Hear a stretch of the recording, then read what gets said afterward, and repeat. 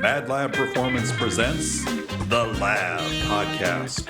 Here's your host and chief mad scientist, Dan Gilbert. Hello and welcome everybody to The Lab. I'm here with Alec Bulat, executive producer, fitness coach. Alec, how you feeling? Pretty solid, Dan. Pretty solid. How you doing? Excellent. Now that I got your name right, since I call you Alex all the time, so we switched to Alec. I wanted to tell everybody that, and I did not have to, but I admitted it and I did. Yeah, just for clarification, Alec is my legal name. Aleko is a nickname that I've had since I was today. We just gave it baby. to him. Yeah. That's Luke Hillman over here on the couch. Luke, you do a million different things for us. Fitness professional, podcaster, ruler of all the lands, capitalist monster, and the wolf dog. Once again, no explanation at all. Today's podcast is brought to you by FNX Fitness. If you're looking for a supplement company that'll help you rise up, look no further than FNX Fitness. With products ranging from recharge to help amp up your workout, restart for your AM protein blend, or rebalance for all of your green, super green needs, actually. Whether it be gaining muscle or just looking to live a healthier life, FNX will help you get there. For 15% off of all FNX products, use the code, Alec, MadLab, capital M, capital L. That is correct. MadLab, yes. For 15% off, put that in your cart at checkout, and that way we can get you closer to all of your nutritional goals. Gentlemen, what are we talking about today? Pause for a second. What was that nickname Which one? that you just gave Luke? Yeah. That's just What a was noise. that? Oh, yeah.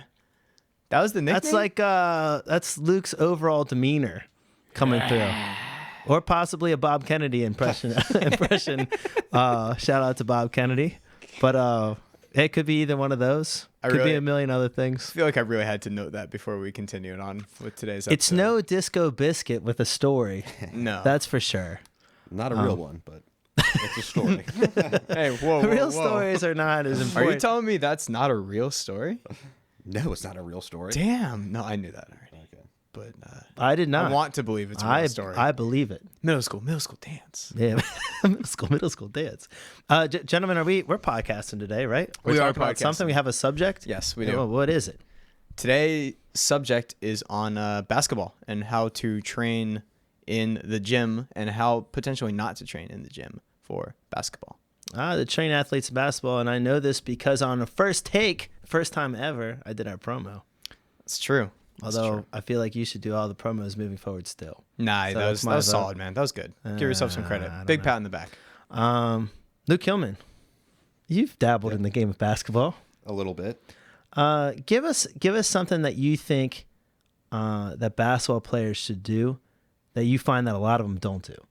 Like you find like one of the biggest issues with basketball training. Lack thereof, or it's just trying to think of the word, like really hyper focused on skills training and jumping, which Right. sounds like, yeah, should you work on jumping? Yeah. But having someone just like relentlessly box jump does not get them better.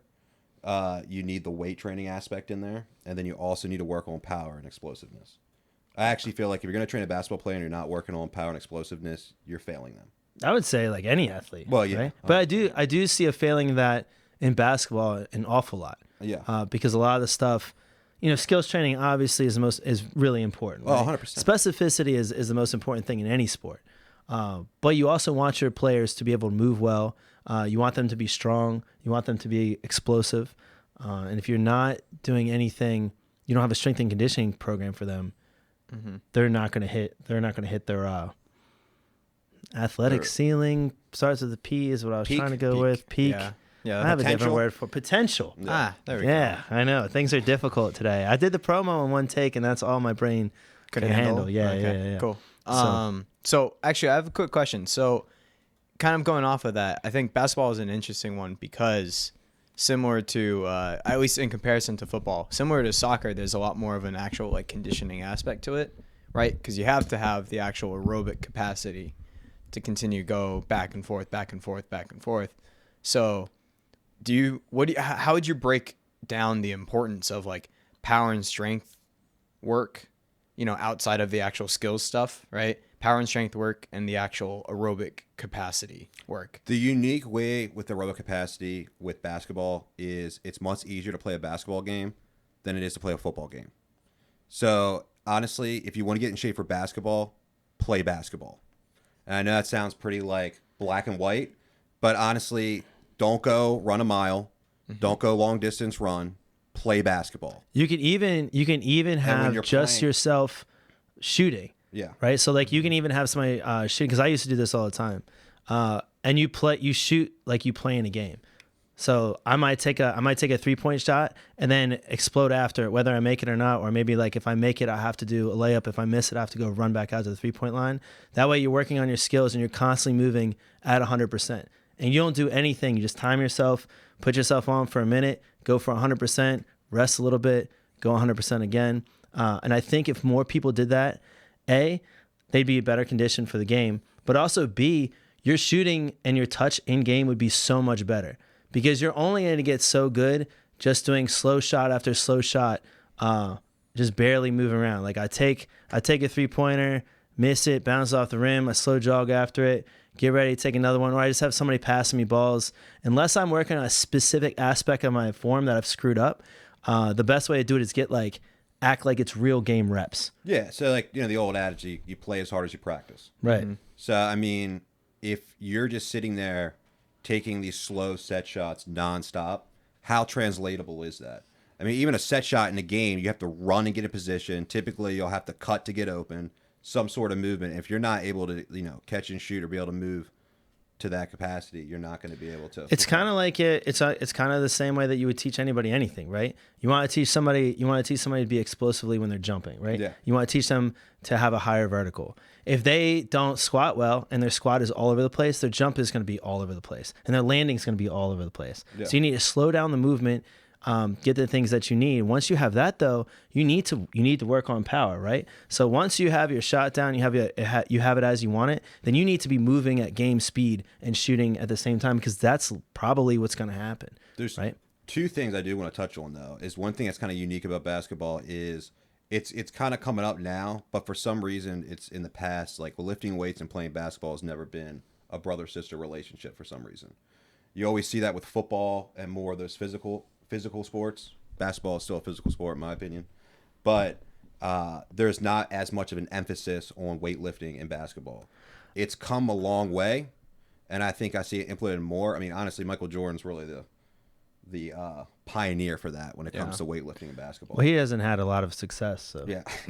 Why do you think that is? Why do you think there isn't that systematic relationship? Well, it was always the fear that lifting weights will ruin your shot. When it comes to that, honestly, from someone who's actually like didn't lift weights and started to lift weights, and then the key is just in the process of programming, you're still shooting. Like if you're a basketball player, you should be shooting every day. There's actually no excuse. You should be shooting every single day. Even if one day you can only get 100 shots, get your 100 shots up. But if anything, it improves your shot. Okay, when you're stronger, there's less room for error in your technique. Like you ever seen people in their technique, they have to go kind of sling it all the way back to draw power and stuff like that. Or when they get tired, it's harder for them to get their legs under them, to get their arms under them, stuff like that. There's less room for error. And then there's been, I think, a hyper side of this where you have a lot of basketball players that are lifting weights and they're doing like deadlifting and stuff like that, which is great. But then also they're going right into like all these games. So they're not actually recovering. And I think that is also causing some injury issues. And actually, I think it's something that you see actually in the NBA a lot. You also get people that confuse any kind of weight room activity with bodybuilding all the time. And you see it in high school all the time. And that will ruin your shot. 100%. Right? So if you start to just grow muscle and you're not working on staying flexible and moving well, then this actually did happen to me in high school. I used to, my junior year had a crazy 3-point shot. And then my senior year, it fell off tremendously. And I couldn't understand why. But I got so tight in my lats that when I would pull up to shoot, my elbow would just push out. Were you just like benching nonstop? Yeah, all the Yeah, time. I was honestly, benching, doing pull downs all the time. And so like for me to keep my elbow in, I had to force my elbow in all the time. And that made it so much harder to have touch on my shot. So if I didn't concentrate on that, my shot was way off. It wasn't coming natural anymore. Yeah. So that is something that can happen. But again, But were you shooting yes. every day? Yeah, I was shooting every day. Right. But I lifted. I mean, I was in the weight room 3 times a day. Well, so then that goes back to what I was saying. Yeah, I played a lot of basketball, so I play at least twice a day. You weren't recovering either. No, I didn't do any recovering. And again, all I did was bodybuilding exercises because I did want to get better at sports. But I thought of the lifting like, you're in high school, you just want to get bigger and stronger, and then be able to, like you want to attract girls and all sorts of stuff. Yeah, that's why you bench. Well, and that's exactly. the biggest thing. You see what you're talking about, and then you see another aspect of it where basketball training will turn into like a powerlifting meet. That'll happen too. Yeah. Like, I'll be honest with you. If you can pull 600 pounds deadlift, that's probably not going to do anything for you on the court. Well, One time, it would to a certain extent. If that is your goal, your sole goal was to get up to 600 pounds. There's other things that you could be doing that would be much more beneficial on the court. But if you took somebody that could deadlift 200 pounds, somebody that could deadlift 600 pounds, given the same skills, I'd rather have the 600 pound deadlifter. But if the 600 pound deadlifter had to put in, I don't know, 10 more hours a week, and the 200 pound deadlifter put in 10 more hours a week on the basketball court and with skills, and then like maybe some decelerative movements and working on some symmetry and stuff, then I'd probably rather have that. Although I just told like a big difference in strength. I think Luke, what Luke's trying to say though, and correct me if I'm wrong, is essentially going back to the sports specificity of it, right? Is like, if you're trying to be the best basketball player that you can be, you shouldn't be training like you're trying to deadlift for a powerlifting. That's what I'm saying. Yeah, agreed. If you're pulling that much weight, that means you're training powerlifting. True. You're not going to get up to a 600 pound deadlift by training for your sport. Like you have people that do their 1 rep max 3 times or 4 times in a basketball season, like during the season. Yeah, that's crazy. Which makes it no happens. sense. It happens all the time. You see people 1 rep maxing every week. I mean, that's just, you know what I mean? It's wild. It's wild. Yeah. It's true though. I mean, especially when you're looking at high schoolers. Yeah. I mean, really, even some of the college programs you look at, you see that like, all right, well, we just had an athlete all tell us belted up. that they were doing one. Yeah, true. Wrapped. That stuff, you don't have that when you're on the court. Yeah. Do you know what I mean? I think that makes a difference. So, I mean, we talked about this. Football podcast. Yeah, because we were talking the same thing about how so many of the high school programs, strength programs will just have you max out constantly. Yeah. Yeah. And so I think, one thing I want to touch on, like before we started this, Alec, you brought up the differences in positions and training wise. I feel like there might be some minute differences, but you just got to look at how the game's played. Can you, because this is a really good point. Can you tell us, like, one, how the game is played, but like how the game used to be played versus how it's played now? Yeah. Because you talked about that earlier, and I thought that was really interesting. I don't think a lot of people think about that. Yeah, I mean, the game, used to be played more inside out. So the big guy... Outside in. Inside out. Inside out would be like I throw it down low and then pitch it back out and shoot. Yeah. All right. Well, so like because the big guys control the game. Right. That was the big thing. So they look at all like the legends, even from like Jordan's era. A lot of them are big. Oh, guys. I see what you're saying. Okay. You see what I mean? Yeah, so the offense starts with the big guy. Right. I got you. These days, it's get out and run. So it's more of a guard focused league. Even the big guys are stepping out, going off the dribble. I mean, even pick up like one of the guys you mentioned was like, for instance, like Joel Embiid, who still is a low post player. Pretty strong down there, but he still goes outside, goes off the dribble, and stuff like that. So when you look at that, I feel like overall you can pretty much train everyone in a similar fashion. The biggest thing is because of the way the game's played is the first step. You want a quick, explosive first step because you want to get by your guy, get the offense going, and get out and run. Make the defense react. That's what it is. You're constantly running. So also, I mean, with that too, you can argue that durability is actually more important now than ever, because you could argue there's more miles that these players have to. And somebody would argue that the older game would be you need more durability, but you did. I don't want to take. No, you did need durability. True, you did, but I feel like you needed. I feel like you needed more toughness You did. than durability. 100%. Because the durability, where most injuries do come off of exhaustion, major injuries too, exhaustion and volume, right? Yeah. And that is what today's game is. I will say you see a lot of otherwise you're going to get more. Achilles tears. Yeah, you're going to get more. The old game, you're going to get more bruises and some lacerations and stuff like that. But that a lot of times is stuff that you can just patch up, ice up, and keep going. Where now we're looking at, like you said, ACL tears, Achilles tears. I don't know why I was going to say beheadings. What? I don't know how my brain works. Okay. All right. Yeah. Go on. I was going to say, take us away, Luke. Take us away. Where was I at? I don't know. People's heads are falling. I was going to say, apparently, and pets' heads are falling. Dan's off? watching a very different NBA than we are. That's right. Bill Lambier's NBA. All right. So you were talking about the inside out game versus the what would you call it? Outside. Okay. You can call outside in. I don't really like that. To your point, I just say get out and run. That's what it reminds me of. Like a transitional game. Transitional game. Yeah. And that's 100% what it is right now. I also think that when you're doing conditioning, like if you're doing conditioning in the gym, just like a lot of other sports, you have to work on transitions because those transitions are exhausting for an athlete. So like if somebody's moving laterally and then all of a sudden you're sprinting forward and then you're moving backwards and then you're sliding on defense slide, like you should emulate some of those movements in your actual conditioning, in your weight room conditioning. I think that's important. Sorry, continue. No. And then, so from an aesthetic standpoint, things I could, if you want to get super technical, I did think, and you see us if you ever watched like The Last Dance with Jordan, and the reason why I bring up Jordan is because he was the pioneer when it came to the weight room. I do believe, like from an aesthetic standpoint, typically in basketball, you want broader shoulders, a little bigger back. At the same sense, like even though it's a quick game, you still are going to get some contact. You want to be able to bump off your defender. Stuff like that makes it easier. You know what I mean? Also because that way, if you're driving and you can absorb more contact without having to adjust your shot as much. Thank you, man. And he really did. I couldn't think of my brain. I was going to say, that was like a Mad Libs right there. Just finishes my sentences for me. What a bond we have. A good example of this is if you're familiar with what Russell Westbrook's game. That explosiveness, but he's broad. He's tough. An insane athlete. He is. Yeah. And he's strong up top as well. And when he can take the contact and he doesn't have to switch up his shot as much. Probably one of your top 3 favorite players ever, too. Not top 3, but I definitely like Russell. Oh, all right. Yeah. But yeah, so he would be like an embodiment of that. And and he's a very physical player. If you want to go into what's really important for a basketball player, I feel like lateral speed is a must.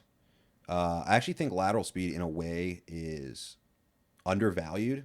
Would you say lateral, because basketball lateral can be different just because the way that you play defense can be different than the way you would train lateral speed in some other sports, right? Yeah, I mean, you still got to be able to transition from a lateral movement into like a sprint. So like typically, you wouldn't want to be able to transfer from like a slide into a sprint. Especially if you want to be able to do that. Yeah. Where a lot of things you're not going to slide. Like a lot of sports you're not going to slide, right? Like if we take defense is different. Football as an example, right? Like there's not going to be very many times where you're going to be doing that type of motion, right? Yeah, not often. It's quick cuts more so than it is like an actual like side to side transition, and then you might move a couple sliding without crossing your feet in football, but then you're usually going to commit pretty quick. Where basketball, you're sliding a lot, and you're sprinting to either transition or recover. So that is something that I think does get undervalued. I also think what's really important is, and it's important in a lot of sports, but single leg strength, and I guess you could use like stability. But I mean, if you look at a lot of these guys, they're taking shots off one leg. You know what I mean? I mean, that's a real thing. You watch a game, and it's because you need that type of coordination, you need that type of strength to be able to do that. And also, you're trying to separate, so you're not always going to be able to set up with 2 feet and shoot. And the better you can do that, the better off you are. So I think your single leg movement is extremely important.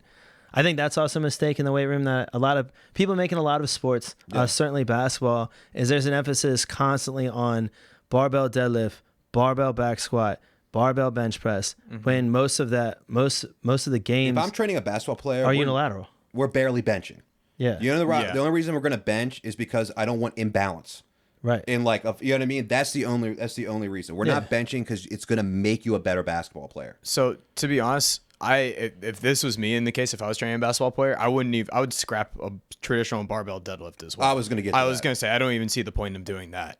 I would probably have them do that if they could not do it, but once they had the movement down. Can I pitch an argument here for this? I would say, to his point, at the end of the day, when you're training an athlete, what's the most important thing? That they can that they can actually get on the field, translate, or in this case, the court. The best ability is availability. Yeah, it's the best. Hex bar deadlift traditionally is a safer variation than the barbell. Yeah. I don't want to touch the barbell. Could I get some of my athletes to do the barbell? Probably fine. Yeah. At the end of the day, my job is to make you better on the court. If you if you have a bunch of kids and you have them for like a month or 2 months, then maybe your time is probably wasted. It's on pretty the barbell. limited. Yeah. Exactly. Yeah. There's not a lot of time for that technical like repetition capacity, right? Because it's like on a lower end of what we were talking about with the power clean. Wait, did we cover that in the power clean? Yeah, we did. We essentially were talking about like just like how like there's certain motions that you have to do, and then the power clean might not just be the best motion in general, is what we were saying. The best use of your time. Exactly. Best use of your time because it's so technical. Same kind of idea. Go ahead, Luke. So I mean, my point is like, is there a difference between hex bar and straight bar? Obviously. Mm-hmm. But when we're talking about athletic performance, what we want to get out of it, how much better is the straight bar going to do than the hex bar? Are we talking like this? You know what I mean? You know what I'm saying? Like very minute differences. And I don't think that it's honestly worth doing a barbell deadlift.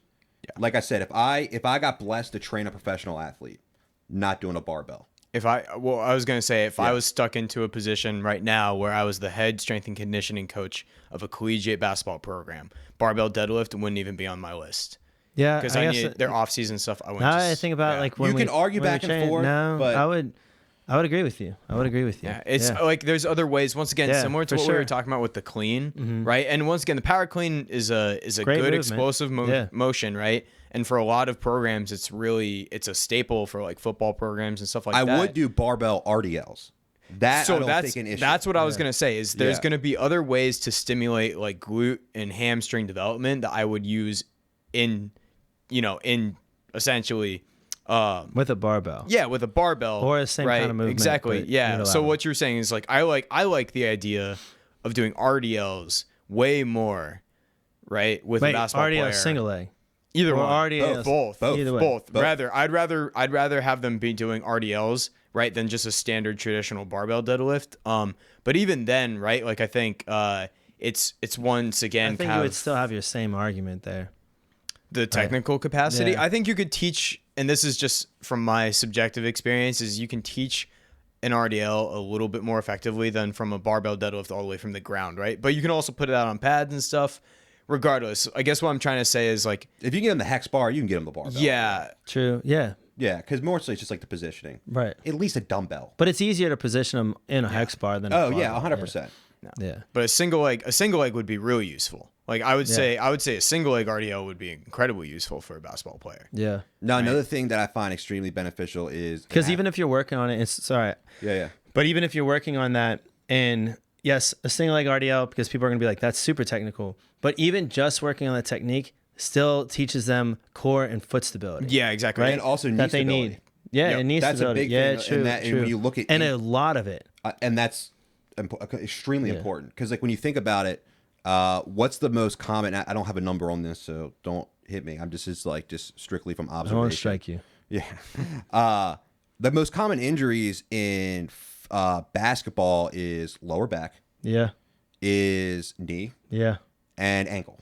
Yeah. Yeah, I would say that's all. And you could argue a lot of that could be, for lack of a better word, fixed with like a single leg RDL. If somebody could do on all those things, a perfect single leg RDL on both sides, and it's fairly symmetrical, then a lot of those injuries, those non-contact injuries, and even contact are better off through. But some things aren't avoidable.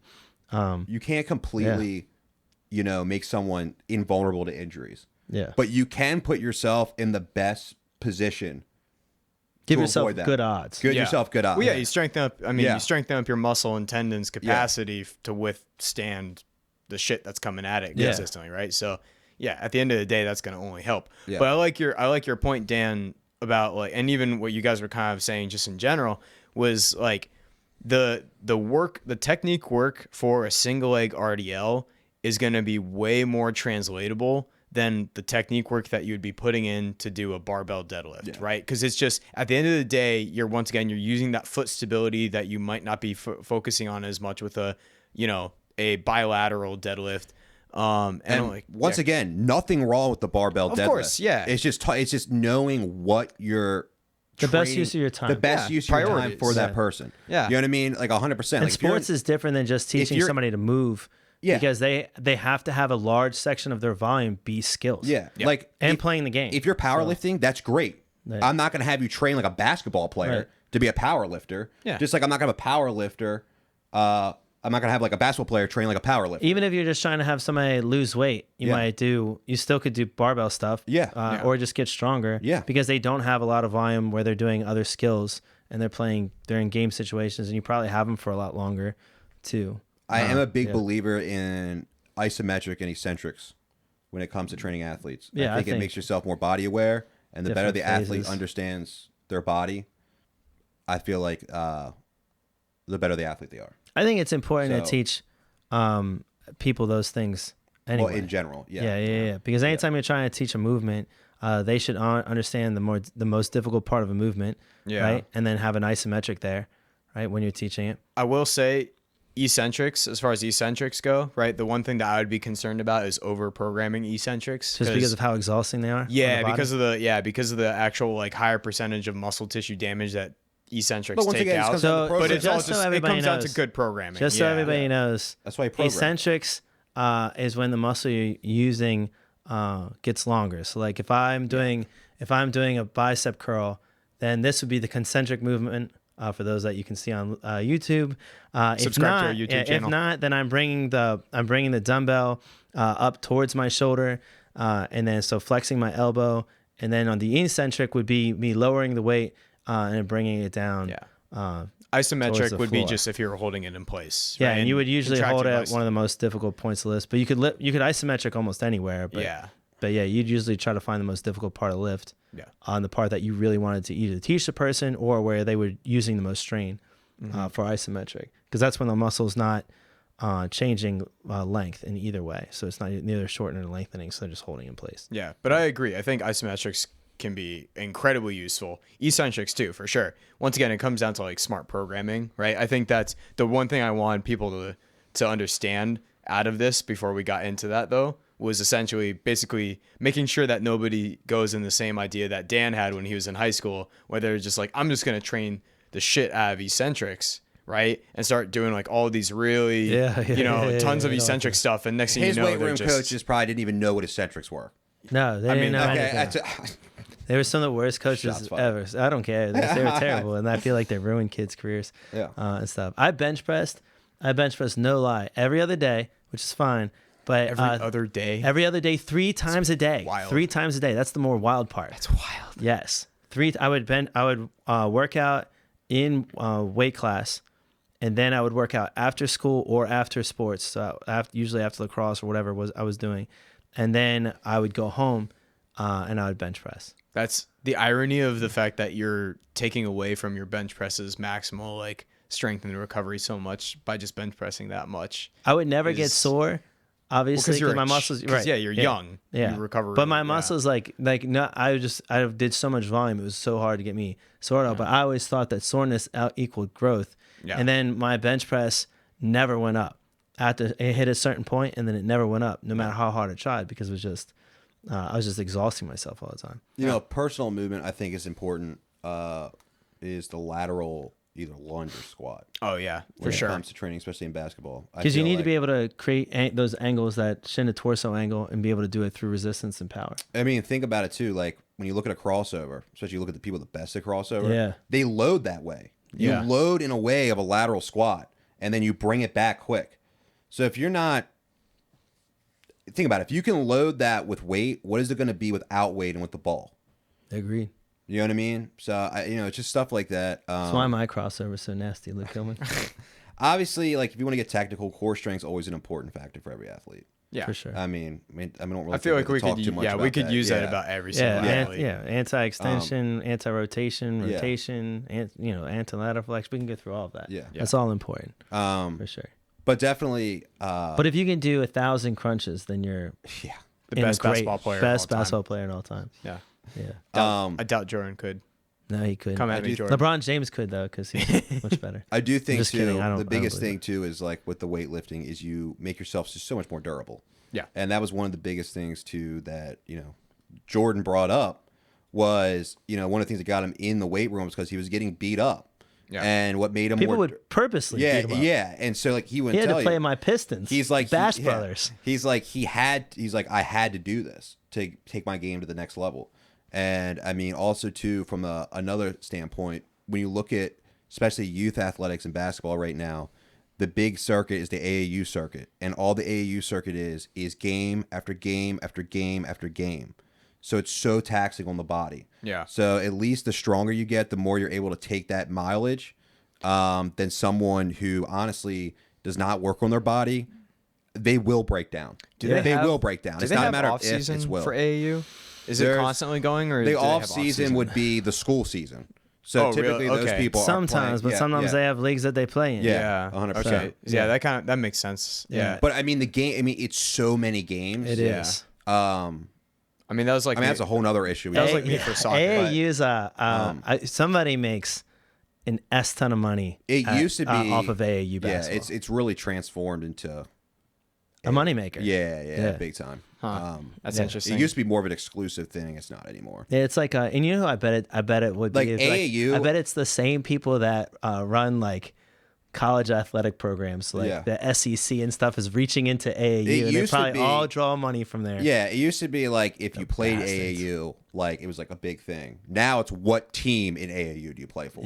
Yeah, because I remember one of my I want to say my classmates from high school, I think my year, made like some big AAU team in Seattle. Yeah. And that was big. Like he was like he grew like he was a 6'6" guy when he was a freshman. Yeah. Huge too. Not just like 6'6" and skinny. He was huge. When he was 14 years old. So he's playing for some big name AAU. Had like a couple actually, interestingly enough, ironically, had a couple of injuries that really took and derailed his career. But yeah, it was one of those things where I just remember him very specifically, like making that AAU team, and it was like the biggest thing in the world because it was so elite. AAU is so elite, and that's actually, it's funny because until you said that just now, I still thought, this is how much I don't pay attention to high school basketball, I still thought AAU was like the elite of the elite. No, it's 100% what team you play for. Okay. So if someone says they play AAU, it really means nothing to me. Yeah. It just depends what team you play for. So what's I'm not gonna shout out teams. Yeah, I'm not saying you should shout out teams, but do they have like how many like teams are there out of curiosity that are AAU like, teams? Yeah. Well, no, not total. Like teams that would be like worth shouting out. Are there like 100? I don't know the number. I'm just genuinely curious. Yeah, I don't know anything about this. You'd probably have a. We're shouting out on a national level. Yeah, just like on a national level. Like what team does Bronny play for? I wouldn't know all the national ones. Yeah. Local ones, obviously more, and I remember the big ones when I was growing up. Yeah. But like I said, that's a whole nother subject. Okay. To be honest with you. But I just wanted to touch that because that is what it is now. It's miles. Yeah. The miles that people are playing now is more than honestly it's ever in been. recent generations. Yeah. It is, and I've talked to parents Other than about if somebody was just playing a lot of pickup. yeah, Like and I've talked to organized parents games. about this, and a lot of parents recognize this. Yeah, of course. Baseball has the same problem Do they? too. Oh yeah. I guess most. I would say most youth sports at this point are I probably don't know. getting to that I would say football basketball probably hasn't changed too much, but yeah, basketball and baseball. I had the two that days- it's just like it's just nonstop. And it's more I mean, now. soccer's the same way. It was even when I was in high school, like I was nonstop. Like what you guys just described for I soccer. potentially would I play was doing the same 5 thing. games a day. 5 games In a day. in a day. For okay, certain yeah, I AAU definitely wasn't tournaments. doing that. That's a real thing. Okay, actually, tournaments, yes, there would actually be times in soccer where we'd Yeah. have tournaments in the summer and stuff. Yeah. Where we would have like 3-4. But you go to like a lot of these big, whatever you want to call them, like AAU meets. Yeah.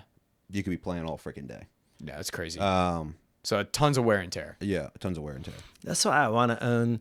I just want to own a facility that has basketball courts and like soccer fields and some baseball fields, and then have your own vendors. Yeah. On there, dude. You just rack it up. I was about to say. So if anybody has an airplane hangar that they want to give us, yeah, give us, and Give then us, also a couple $1 million as well. Yeah, I will sponsor- make you also way sponsor more than us. that. Way more than that.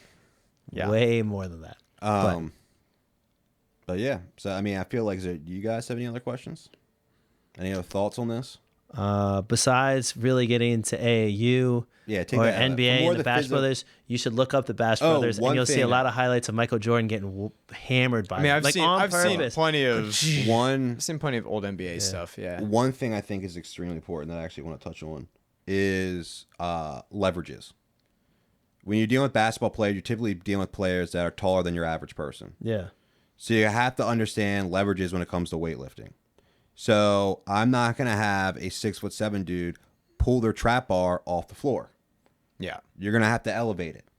And I know it sounds common sense to us, But to but others, yeah. to others, you don't see that. Yeah, because So you do get some long-limbed You do. individuals. And so it's another reason too why it's like, I remember Although a lot of times they have long arms too. it's like, oh, Kevin Durant can't bench this much. Well, he has to drop the weight how many feet yeah. to get, I mean, obviously He it's has a little easier for me because I don't have, but a like 7 foot something wingspan. Yeah. So I also think Yeah. too, when it comes to basketball, you have to assess strength differently than Yeah. you do overall, say even in football or even just weightlifting in general.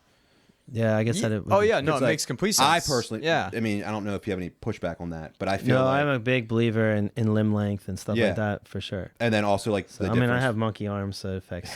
But I mean, even those guys more. Yeah. So like Durant, he's not. It's not like he has like some huge chest to go along with his super Yeah. long arms. Yeah, so yeah, he yeah. does have a long way yeah, to it's go. a long way to go down. Yeah, So like, yeah. you know what I mean? Yeah.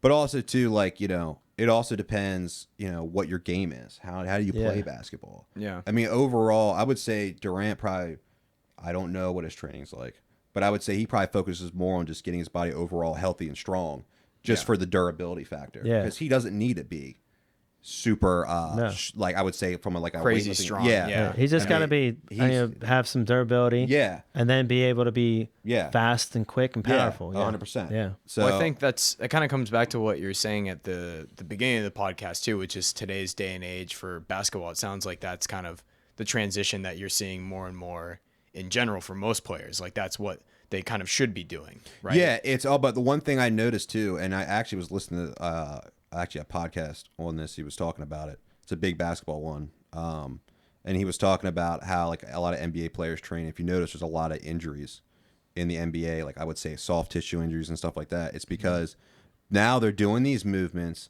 but they're not programmed well. So you're doing these moves. So typically, you're probably playing basketball for 2 hours. Then you're gonna go into like a weightlifting session. That's not gonna work. Yeah. Your body is so taxed already. Yeah. Do you know what I mean? Then they're doesn't gonna, make like, sense at all. Single leg hop like yeah, through 200 times. yeah. And be like, I oh, mean, well, it's a good movement. But when like, we're- well, 200 times, maybe that's not. yeah. When we're in That's like right now. when we're in session and we're working on explosiveness, we're working on strength, power, all that. That's very taxing there. Yeah. Yeah. So you want to, I mean, you have to really monitor the rest. And I mean, I feel like that's something that's actually probably I mean, you could argue on a lot of different things, but rest is taken out of the equation too much. All the time. Oh, I for think one sure. of the most important things that you can do as a strength coach for athletes is know their schedule Yeah. and understand their volume. Right? If I have somebody and we're working out, maybe they don't do a ton of conditioning practice or whatever it is, and they do a lot of skills or whatever. I might do some more conditioning with them and more volume, but then they might hit a tournament weekend. Right, I need to dial that way back, and I need to know that ahead of time so I can get them ready for that tournament weekend. Right, I need to know their season versus their off season.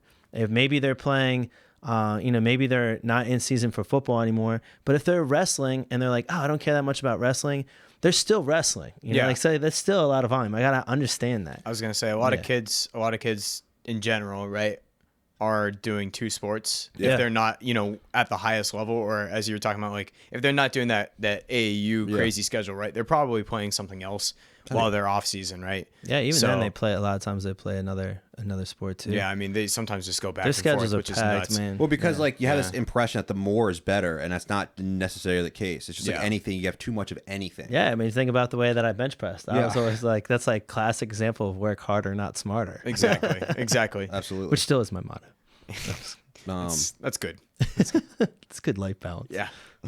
I think it's a good point though. I think that there's to be quite honest with you, one of the things I would say, just looking from a vacuum into the current state of basketball, is you have to be aware of how much these guys are playing in general, right? Even at the collegiate and NBA level. Yeah. They're hitting that court a lot, right? Yeah. So you have to be really, really, really aware of that consistent volume, right? And the constant inflammation that they're going to be putting on all of the muscles that are being used consistently, right? So if we're talking about Achilles tears, for instance, right, is one that you like to use as an example because you're constantly jumping, right? You're just constantly plantar flexing, which means essentially you're just pushing off the ground like that, right? For all the YouTube subscribers, hopefully you can kind of see that.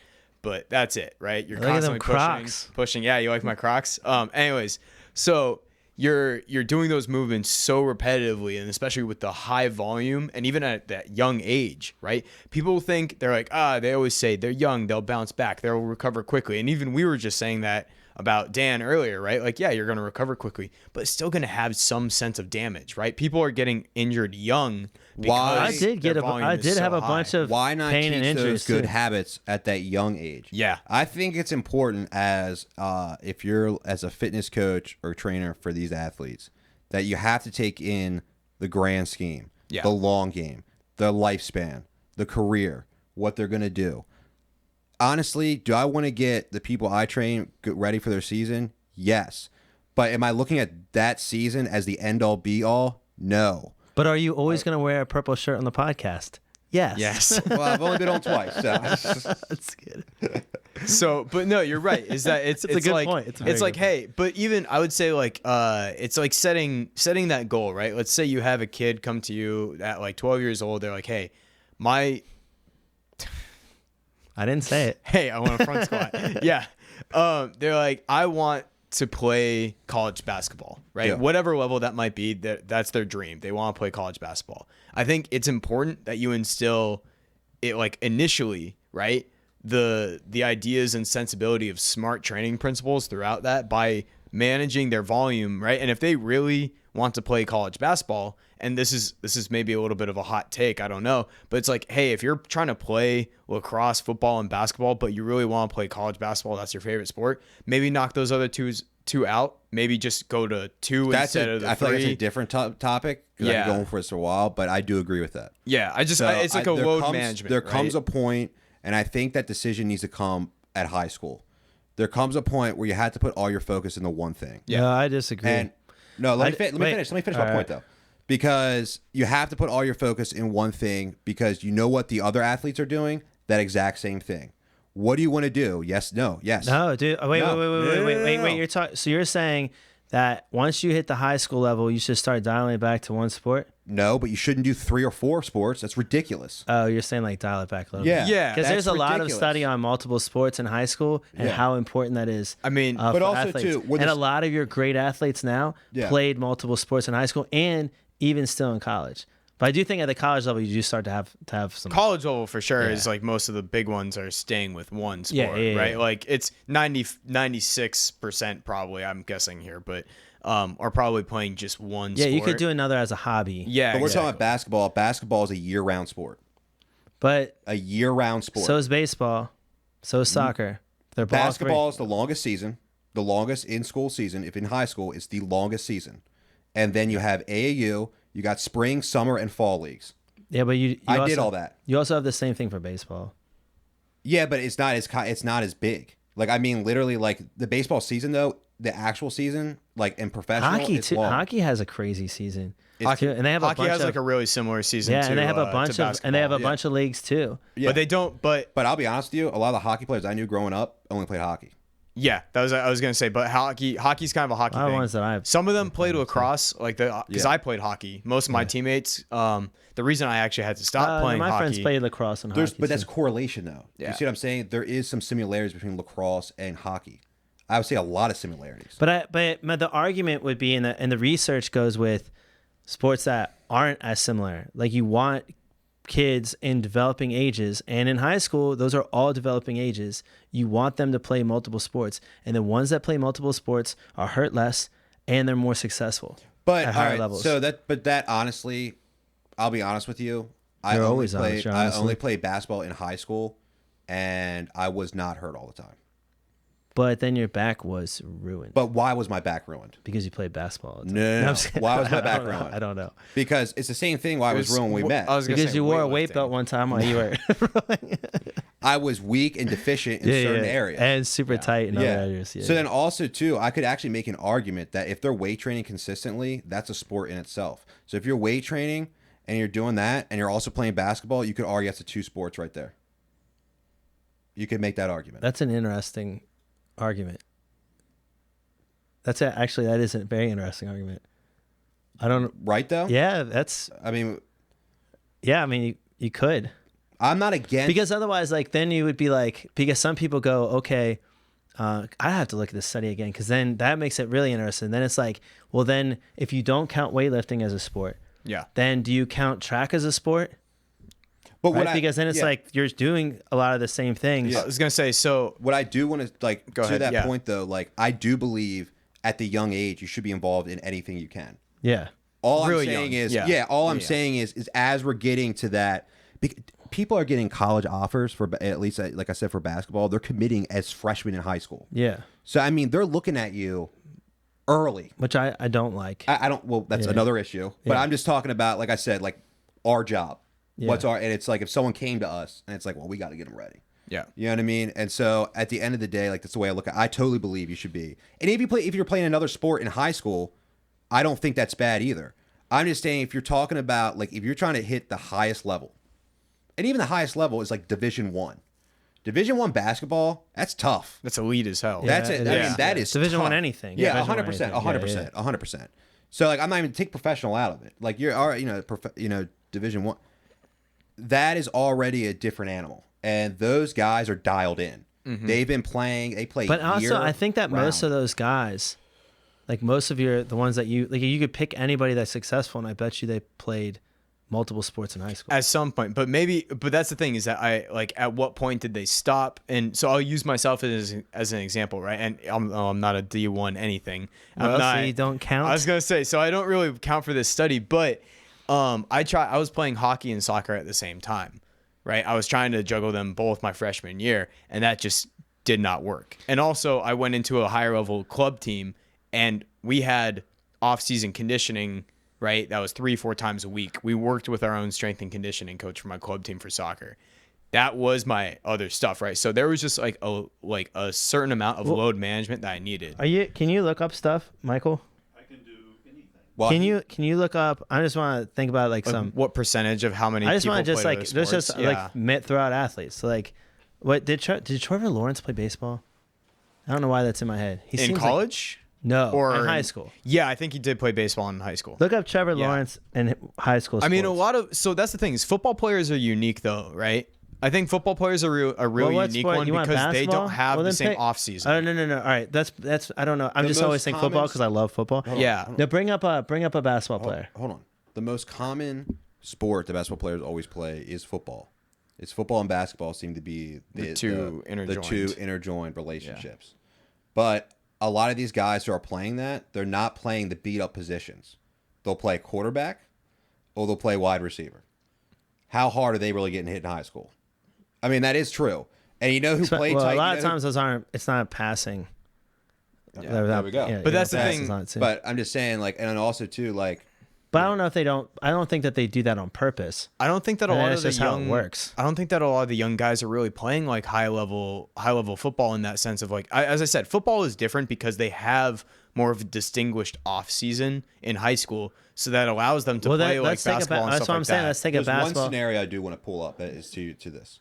Is that if That I'm would go with my argument though, that you should that a lot of your most successful guys play multiple But sports. that's just football. That's just football. I'm talking about 'Cause they don't basketball have, players. They don't have club football. They don't have I'm like talking about club basketball football like players. that. You're playing those Right? basketball players are all playing high school basketball, club basketball, and then they're playing football. Are they though? That's the thing. I They're don't think it's definitely- high. I don't think there's much. If That much those of a guys percentage. that are in like the the NBA, elite almost level all guys, of them, would you argue like a large percentage of them played Dude, club basketball plus high school basketball? I do, but for sure. also in the NBA, you're talking about the freakest of freak athletes, and we take that with a grain. We take that almost with a grain of salt. Oh, I guess I that's mean, we're talking about because then your study, small then your percent. study is taking like the best athletes Yeah. in the world, This where day not and age- everybody can do anything that they can do. Yeah. this day and age. That's also a different argument too. This day and age. I mean, even like your role NBA player can fly out of the gym. We need Yeah. to Fly. We need to have one of our podcasts coming up needs to have this involved with like the youth sports culture in general. we could I definitely think do would be that. an excellent one, and we should have somebody that's super involved in it. We do need to find somebody who's like, I don't know, like maybe like a high level director of some type. Well, of yeah, like, we have somebody in our network. gonna I'm say, sure I that we don't can know. find somebody. But to kind of bring this back in a little bit, Yeah. I think the overarching point is like when I look at it, if I think what you said, like what your goal is, if you have this goal in mind, you should Yeah. stay focused 110% to that sport. Yeah. So what I mean is 100%. Like what I mean is if you have, let's say, your sophomore kid, Jack, good old Jack Gilbert, Jack Gilbert. all right, He's almost is sophomore. He's fifth grade. prolific basketball player. Yeah, I can see it. All right. Sophomore, and the coach from, say, any D1 school, let's just say, or even any college coach, right? Comes up and it was just like Calipari. We like I just, we like don't, well, that one we goes. like- I we won't like- say anything. We like terrible. We 'cause like I'm not a we super fan like of his. your son. We think he could really work in our program. I almost had a terrible joke. Continue. No, just let me. Sorry. All right. That's my brain everywhere. And he's going to be like, all right, cool. So you're doing this during the season, your basketball season. It's like, what are you doing In your on off your season? off season? It's Yeah. like, well, I'm playing soccer. Yeah, He's they're probably going like, that's cool. You're staying in shape. You know what I mean? Get some footwork in that. But why aren't you working on your craft for basketball? And Why aren't I you- seriously, you should be. Yeah. Yeah, you should be I'm still not doing saying- something year round. yeah, and I'm especially not- with something as technical as a shot, Now, to your point, 100%. Yeah, So, like, yeah. like to your point too, because it's you like, can lose your shot in 2 weeks. Yeah. Nope. I mean, yeah, easily in Dude, 2 weeks. it's- Yeah. and that's what makes these players so good. When you watch like all these NBA players, they shoot every day. Steph Curry. Yeah, they Huge shoot example of every it, yeah. day. And so, no, like I said, like it's not like I'm saying if you play another sport, you're done. And I'm not saying see that what by you're any saying. means. I I'm see not what you're saying that. I think what I guess I was looking at is like to maximize your chances, Yeah. Your potential. your potential. as I You should finally be got able that to word. go. P-word. Yeah. You should be able to go all in. I got you. That's all. Yeah, you because do wanna I be- do agree. think coaches respect that. Yeah. And also too, like I said, even like with the study you're mentioning, do they even take in consideration? I need to look weightlifting? at. I do want to talk about that because No, I do too. I need to, but In I the need to. future. I need to look back into Yeah. that because they probably don't even study. take into 'Cause consideration. it was a big study done, and it really it was huge, even with but look how doctors and physical popular therapists. weightlifting for sports has come just in the last 10 years. No, I think that's a really interesting. You know what I mean? I mean, it is. And something I jumped. didn't even Yeah. think about that. It's jumped Because up. then again, would you, if you don't count weightlifting, would you count track? Yeah. You know, Yeah. like it's like Well, that's the unless thing. It they're, all like, comes down to doing volume at the discus end of the and- day, right? and It shot all puts. comes out to Yeah. those things are a little different. But I totally yeah. believe, like, just to and hammer, your like, javelin throw, that's one of them. just to Are we reiterate, just listing track things now? Yep. just to reiterate, Yeah. I think honestly, getting involved in as many team sports growing up is extremely important. Yeah. for So sure. I totally believe that. How many? Okay, out of curiosity, how many team sports did you guys play when you were really young? I just like too. So I played. So when I was like really young, like 4, 5, 6, 7 Yeah. years old, I played t-ball, soccer, basketball, and floor hockey. Yeah. Right. So I was doing a bunch all the time, like just constantly moving. Right. So I narrowed it down pretty quickly when I turned 11, just to hockey and soccer. Right. But like regardless, like most kids are playing like a bunch of different sports. At least for you said 2. Which 2 were those? Baseball and basketball. There we go. And you stuck with basketball. Yeah. Okay. And then Dan. I played a ton of basketball, soccer. Played everything. Yeah, I played everything Yeah, under yeah. the sun. basketball, soccer, baseball. Then in middle school, I also did like intramural street hockey, and I did flag football. At the same time, I was doing all those other ones. And he can be, and he's probably good at all those because you're a good athlete. Thanks. But man. at the end of the day, we want that person to be great at something. Yeah. Yeah. So you're not going to be great at everything. No. And you have to I put tried, believe me. Oh, it we all, yeah. But work. you have to be able to. You're right. You have to dial in something. Dial in. Yeah. At some point, you're right. As you start because your to get opponent older and more is serious, going to be dialing in. for sure. That person trying to make that roster spot potentially is going to be dying in. And actually, in high school, my lacrosse coach got mad at me because I would miss some indoor games, so off-season games. Yeah. I missed some because I was playing indoor lacrosse, and then I was also playing basketball. Yeah. But I'm not trying to say whatever, but I was the best player on our basketball team and our point guard. So if I didn't show up, we weren't a good enough team to. We were struggled. We struggled with a lot of things. But if I wasn't there, it was like guaranteed loss. Yeah. So I was like, I had to go play basketball because then otherwise, like I gave that commitment to my team. Yeah, I tried to tell my coach that he didn't want to hear any of it. Yeah. And it affected my position my senior year. Yeah. For sure. Because so that's the point. Think that about you're those trying kids to that make. are on that lacrosse team. Yeah. A lot of those are dialed in. So that's their sport. So like you're honestly hurting that team. Not saying that was your intention, Right. but like when you look back at it. But this is honestly a good subject for another podcast. So I don't think we should dive into this anymore. But I will say We are starting to run out of time, though. yeah. So we should kind of wrap up here. Yep. Our Well, basketball. let me tell you how we're going to wrap up. We got a new sponsor for the podcast. Sir Charles Barkley actually reached out to me. He did not. It's wishful thinking. But Mike Tyson actually did. He didn't either. Sorry. Aleko, you want to take us away before I take us away? Absolutely. So I will say, Dan, hate to do this to you, dude, but you forgot the FNX. No, Mike's. We got that all figured out. Do it? Right? Sure. Okay. We do for Yeah, sure. we're gonna do what you said edit before. it in. Because I don't want to mess anything up, and I love FNX Fitness, so I would not There we want. I like the greens, I like the protein blend. Yeah. Can we just use my really long-winded, like super greens thing? Which You I just have realized the I haven't best even drank of relationship it. with them, so it's really up to you. Look at that shake up. Look at those legs. More importantly, I would say, look at those Anyways. Crocs. More they are importantly. great Crocs. I will fight anybody who says bad things about Crocs. I love Crocs. No, you won't, because I say bad things about them, and I wanted to roll today, and then you left me in the dust to go do schoolwork. Well, I'm sorry. It hurt my heart. Yeah. We'll And get also our my chance. jiu-jitsu game as well. Now I feel Which, like I'm a week out. Speaking of another sport. Anyways, so if you like today's episode, if you somehow managed to put together this puzzle of many different topics that we got on during this entire podcast episode, yeah, that's what I was looking for. Please like, subscribe everywhere that you find podcasts. Make sure that you subscribe on our YouTube channel under MadLab Performance. Whenever you subscribe, hit that little bell button. Man, I'm having a hard time with words today. It's my fault. Yeah, I was gonna say, did you pass it on to me? Is Yeah, that what's I going did. on? Okay. It's my fault. Hit that little bell button so that every time we post a new episode or anything, you're gonna get that notification. That's just gonna make sure that we can get our content to you faster, and we all know you want that. Anyways, thank you so much, Dan. Take it away. Thank you, everyone, for listening and tuning in to another episode of Luke Hillman and The Lab.